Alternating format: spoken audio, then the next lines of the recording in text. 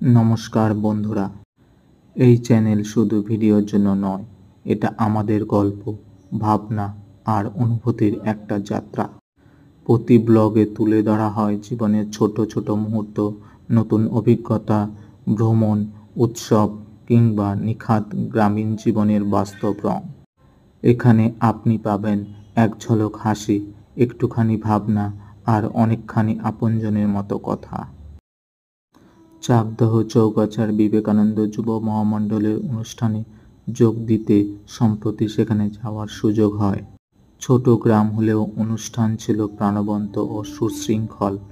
স্থানীয়দের উদ্যোগ, সাংস্কৃতিক পরিবেশনা ও অতিথি আপ্যায়ন সত্যি প্রশংসনীয়।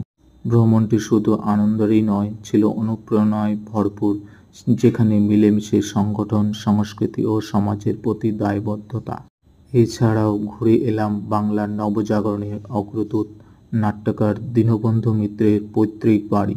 আজ সে বাড়ি ভগ্নপ্রায়, তবুও সেখানে দাঁড়িয়ে অনুভব করলাম নীলদর্পণের মতো যুগান্তকারী রচনার জন্মভূমির গৌরব।